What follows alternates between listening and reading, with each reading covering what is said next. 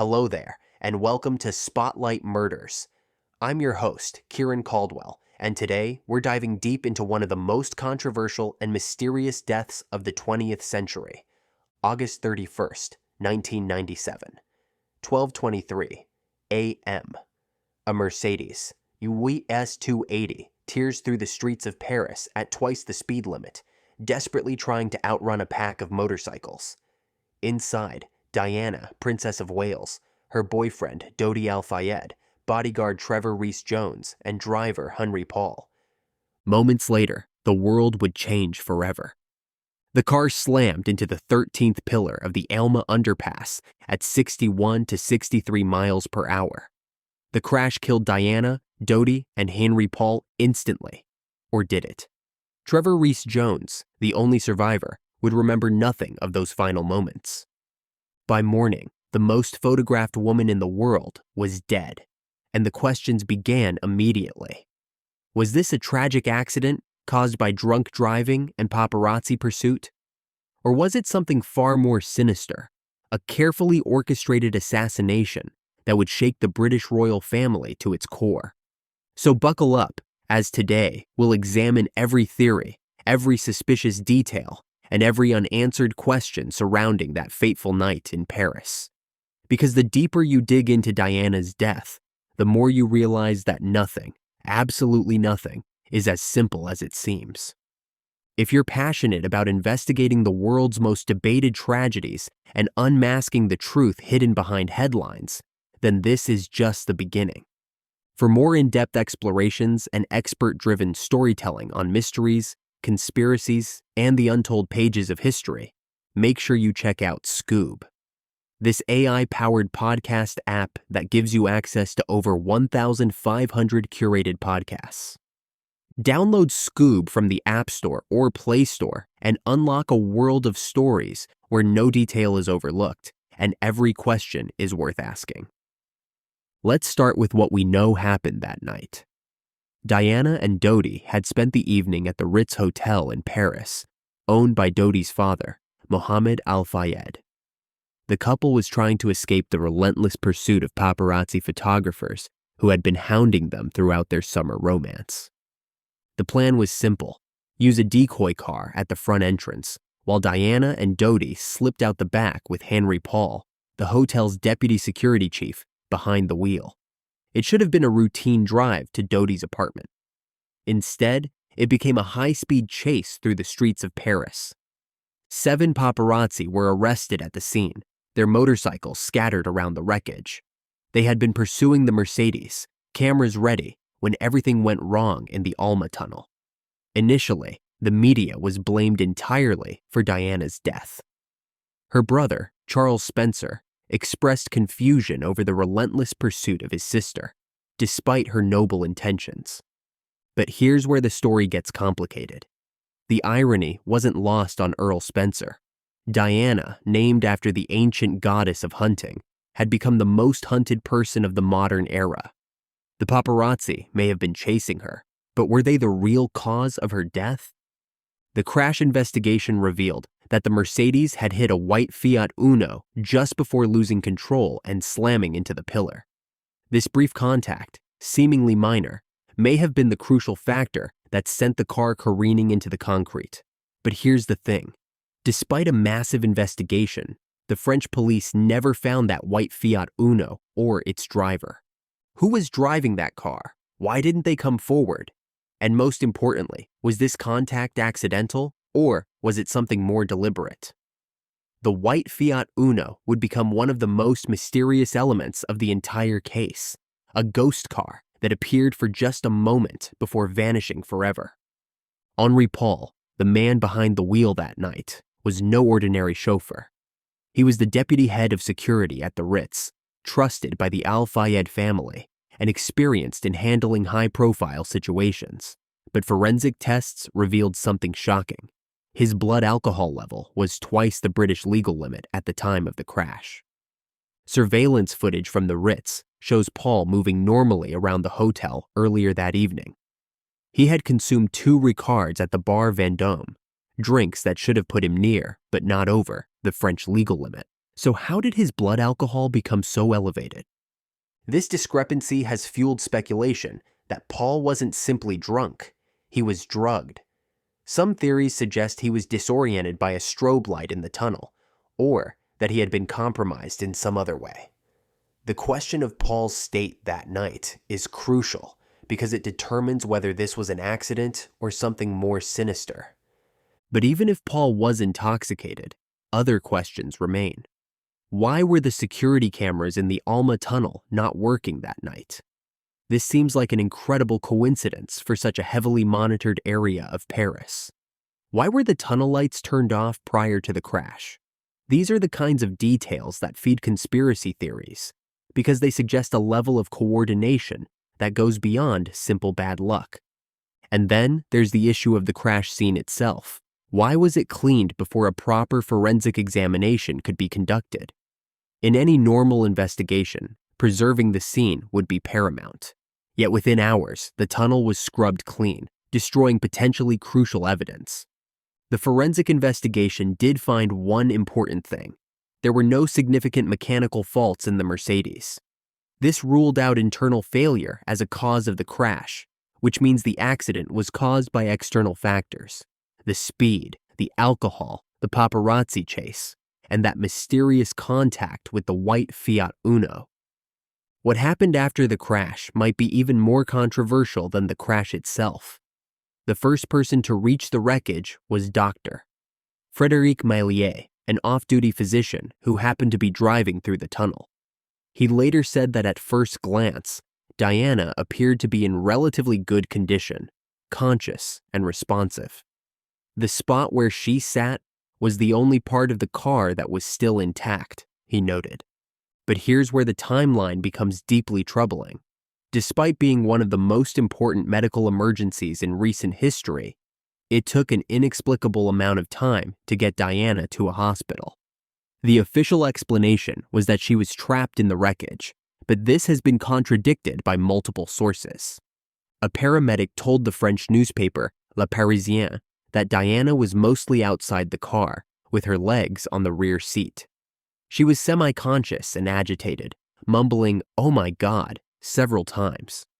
The claim that she was trapped is, according to investigative reports, completely baseless. Another official explanation for the delay was that a blood transfusion was needed at the scene.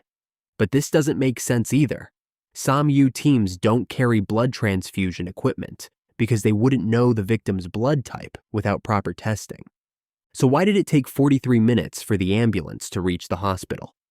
The distance was only 3.7 miles, but the ambulance was instructed to maintain a speed below 25 miles per hour. There were 4 other hospitals closer to the crash site, yet the ambulance went to La Pitié-Salpêtrière. It even stopped twice for what were described as delicate interventions. Diana reached the hospital about an hour and 45 minutes after the crash. Waiting for her was a full surgical team led by Professor Bruno Rieu, who had been making rounds in the early hours, unusual timing for such senior medical staff. The team included specialists in chest and heart surgery, anesthetics, and trauma. They supposedly fought for Diana's life for an hour and a half before pronouncing her dead. But here's the most disturbing detail. The autopsy report indicated that Diana was clinically dead at 12:45 a.m. while still in the tunnel. This means she would have been clinically dead for an hour and 25 minutes before reaching the hospital, and 3 hours before the surgeons announced her death. If this is true, the entire medical response was essentially theater. Elaborate efforts to save someone who is already gone. Let's return to that white Fiat Uno, because this might be the key to understanding what really happened in the Alma tunnel. We know there was contact between this car and the Mercedes just before the crash. We know the French police mounted a massive search for it, and we know they never found it. But one name kept coming up in the investigation. James Andenson, a French photojournalist who owned a white Fiat Uno. Andenson was part of the paparazzi world that pursued Diana, and some theories suggested he might have been more than just a photographer. Speculation swirled that he could have been working for intelligence services and that he was driving the Fiat Uno that night. The investigation, however, concluded that Anderson was not the driver. His widow cooperated fully with investigators, confirming that Anderson was at home the night of the accident and later flew to Corsica for a photo assignment. The timing simply didn't work, but Anderson's story has a tragic end. In May 2000, he was found dead in a burned-out car, ruled a suicide by French authorities. Shortly after his death, his shared photographic office was burglarized. While investigators concluded that the burglary was committed by known criminals and had no connection to Diana's death, the timing seemed suspicious to conspiracy theorists. Anderson's car was a 9-year-old Fiat Uno that had driven over 360,000 kilometers. He later exchanged it for a Fiat Punto at a local garage, but investigators were certain this wasn't the car involved in the crash. So who was driving the white Fiat Uno that night? Why haven't they come forward? French law can imprison those who fail to assist a person in danger, which might explain why potential witnesses have remained silent. But after all these years, the identity of this driver remains one of the greatest unsolved mysteries of the case. The fact that this car has never been found is remarkable. In a city like Paris, with extensive surveillance and investigation capabilities, how does a car simply vanish?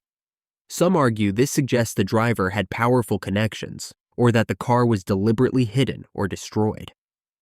If unraveling details like this fuels your curiosity, make sure to like, follow, and subscribe to this podcast on Spotify, Apple Podcasts, and YouTube. Your support helps keep these investigations going and ensures you never miss an episode as we chase answers through twists, turns, and cover-ups. While the official investigations concluded that Diana's death was a tragic accident, one man has never accepted this verdict: Mohammed Al-Fayed, Dodi's father. From the moment his son died alongside Diana, Al-Fayed has maintained that they were murdered by the British royal family, specifically Prince Philip, using MI6 operatives. Al-Fayed's theory is both specific and sweeping. He believes the royal family orchestrated the assassination because Diana was allegedly pregnant with Dodi's child. The prospect of a half-Arab child in the royal family, and an Arab stepfather for Princes William and Harry, was supposedly so distressing to Prince Charles and Prince Philip that they conspired to murder the couple. According to Al-Fayed, Diana had confided in him that her life was threatened, naming Prince Philip as the main threat.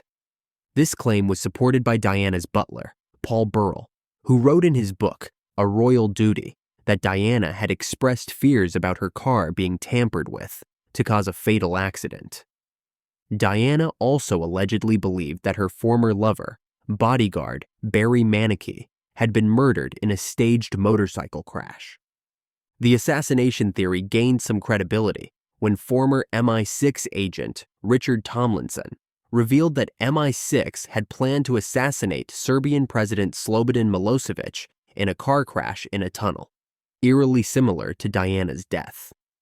Tomlinson suggested that the crash could have been caused by a disorienting strobe light or another car forcing the Mercedes into the pillar. Rumors also circulated that Henri Paul was actually an agent for the CIA DGSE, or MI6, and had deliberately taken a specific route to get Diana into what conspiracy theorists called the killing zone. Some even speculated that Trevor Rees-Jones, a former paratrooper, might have grabbed the wheel from Paul at the crucial moment. But despite extensive investigation by Al-Fayed and his team, no concrete evidence has emerged to support these claims. His allegations about Dodi and Diana's intended marriage and the purchase of an engagement ring have not been substantiated by other sources. Despite years of investigation and substantial resources, Al-Fayed has been unable to establish any link between Prince Philip and MI6 in relation to Diana's death. Reporter Martin Gregory, who investigated the conspiracy theories for a television documentary, stated unequivocally that there is no substantial evidence to back the assassination theory. He termed the idea of Prince Philip's involvement as absurd, but for those who believe in the conspiracy, Gregory's dismissal only adds to the cover-up narrative. Perhaps the strangest theory surrounding Diana's death involves ancient occult symbolism and ritual sacrifice. This theory focuses on the location of the crash itself, the Pont de l'Alma, or Alma Bridge. The word pont derives from pontifex, a term used in ancient Rome for a high priest, symbolizing a passage or bridge. Alma comes from Alma, a Middle Eastern term representing the moon goddess. Therefore, Pont de l'Alma translates to the bridge of the moon goddess, or the bridge of the soul. The adjoining square, Place de l'Alma, means the place of the moon goddess, a reference to Diana, who was, after all, named after the Roman goddess of the hunt and the moon. According to this theory, Diana's death was not a random accident, but a carefully orchestrated ritual sacrifice that had to occur in a specific location with specific timing. The theory suggests that Henri Paul was manipulated to bypass the turn to Dodi's apartment and instead drive into the Pont de l'Alma tunnel, a location chosen for its symbolic significance. The timing elements of this theory are particularly elaborate. Diana died during the month of August, which is associated with Diana and other goddesses in Roman mythology. She died at night, underground, during what adherents call the Goddess Month. The theory claims this aligns with Brotherhood's satanic rituals that require the victim to die in an underground chamber at night during the Goddess Month, under moonlight. According to this interpretation, the emergency response team deliberately delayed Diana's transportation to ensure she died in the tunnel, fulfilling the ritual requirements. The theory claims she was meant to bleed out in accordance with sacrificial rites, though the exact cause of the bleeding remains debated even among conspiracy theorists. When Diana was declared clinically dead at 12:45 a.m., she was taken to La Pitié-Salpêtrière Hospital, where the medical team operated on her for over an hour. Occult theorists argue this was all theater, since she had already been declared clinically dead in the tunnel. The ritual was complete. The theory even includes claims from someone called the Brotherhood Mother Goddess, Arizona Wilder, who recounted a conversation with Guy de Rothschild, allegedly using the pseudonym Dr. Barrington. According to this account, Rothschild claimed he was in the tunnel that night to steal Diana's soul through a hypnotic gaze, a method supposedly used by reptiles at the point of death. These occult theories venture into territory that most investigators and journalists consider fantasy rather than fact.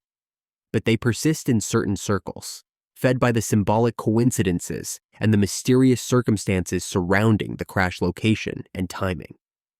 The mind control theory surrounding Diana's death connects to a broader pattern of mysterious deaths in the 1980s that conspiracy theorists cite as evidence of advanced psychological warfare capabilities. During that decade, around 30 scientists working on highly confidential projects, particularly computer programmers, died under mysterious circumstances. Most were associated with defense contractors like Marconi, Plessey, and British Aerospace. The deaths shared disturbing similarities that suggested something more than coincidence. In 1986, Vimal Dajibai, an employee of Marconi Underwater Systems, drove from London to Bristol, a city he had no known ties to, and jumped off a suspension bridge.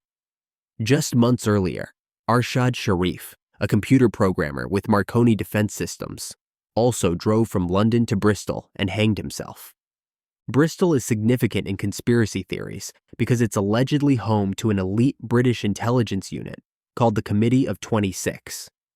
The city is a former Knights Templar port, and its name supposedly derives from Barati, the Phoenician goddess. According to these theories, this intelligence unit uses the runway at the British Aerospace Complex to transport agents in and out of the country. The mind control theory suggests that these scientists and potentially Henri Paul were subjected to advanced psychological manipulation techniques that could cause them to act against their own interests or even commit suicide. In Paul's case, the theory proposes he was programmed to drive a specific route that would lead Diana into the killing zone of the Alma tunnel. This theory addresses one of the persistent questions about that night. Why did Henri Paul, an experienced security professional, take the route he did? Why didn't he follow standard security protocols? Mind control advocates argue that he was operating under external influence, not his own judgment. The theory also explains some of the mysterious circumstances around the crash: the disabled security cameras, the tunnel lights being turned off, the immediate cleaning of the crash scene. According to this view, these weren't coincidences, but parts of a coordinated operation involving multiple levels of British and French intelligence. While these theories lack concrete evidence, they attempt to explain the statistical improbability of so many defensive industry workers dying under similar circumstances in the 1980s, and they provide a framework for understanding how Diana's death could have been orchestrated, despite the apparent randomness of the events. To understand what really happened that night, we need to examine the hours leading up to the crash, particularly Dodi's increasingly erratic behavior. As Diana recuperated from earlier paparazzi chases in the Ritz's Imperial Suite, Dodi embarked on what would be his final mission, selecting jewelry to impress the woman who had captured global attention. Dodi went to Reposi, the opulent jewelry store across from the hotel at Place Vendôme. Alberto Reposi and his wife Angela were prepared to welcome him, but what happened next reveals much about Dodi's state of mind that evening. According to Dodi Al-Fayed's narrative, Diana and Dodi had supposedly selected an engagement ring called Tell Me Yes from Reposi's Monte Carlo branch, planning to have it resized and picked up in Paris. But Dodi, known for his indecisiveness, seemed unsure about this alleged ring, a visit that bodyguards didn't even remember. Despite Reposi's efforts to entice him with an array of watches, rings, and bracelets, nothing appealed to Dodi during his brief visit. He left the store within 7 minutes and 27 seconds, taking only a brochure of potential gifts for Diana. His behavior was notably rushed and distracted. The famous Tell Me Yes engagement ring? Angela Reposi was actually wearing it. Claude Roulet, the Ritz's acting manager, returned to the jewelry store after Dodi left and noticed Mrs. Reposi's ring. Finding it more appealing than anything shown to Dodi, he requested she remove it so he could take it for Dodi to consider. The first time Dodi was even made aware of this supposedly pre-selected engagement ring. This contradicts the romantic narrative that Dodi Al-Fayed has promoted. If Diana and Dodi had really selected this ring together in Monte Carlo, why didn't Dodi know about it? Why was he looking at completely different items? Diana's friends have provided crucial context about her feelings toward Dodi. Paul Burrell and Rosa Monckton both reported that Diana had expressed hesitation about making any serious commitment. She had jokingly mentioned that any ring from Dodi would go firmly on her right hand, a clear indication of non-commitment to marriage. But Dodi's behavior that night raises another disturbing question. Had he relapsed into cocaine use? Diana's friends suggested she had suspicions about his frequent bathroom visits throughout their relationship. Dodi had a history with cocaine that had previously caused him to be expelled from a movie set. However, no traces of cocaine were found in Dodi's blood during the 1997 postmortem. This leaves us with two possibilities. Either he had successfully hidden any drug use from the forensic examination, or his erratic behavior that night was simply the result of being overwhelmed by the global spotlight as Diana's high-profile suitor. The ring itself tells a story of the complex relationship between business and fantasy in Dodi Al-Fayed's world. The supposed engagement ring now resides in the Dodi and Diana Memorial at Harrods, along with a champagne glass from the Imperial Suite and 2 cameos of the couple. But the ring displayed doesn't match Reposi's description of the ring supposedly made for Diana, adding another layer of mystery to Al-Fayed's narrative. Would Diana, potentially one of the most photographed women in the world, really have accepted such a hastily purchased ring? Consider that Dodi's previous fiancée, Kelly Fisher, displayed a $200,000 sapphire and diamond engagement ring at a 1997 press conference. Was Diana worth less than Dodi's former fiancé? Given Al-Fayed's competitive nature, would he really allow himself to be outdone by Queen Elizabeth II, who had spent $28,500 on Diana's previous engagement ring?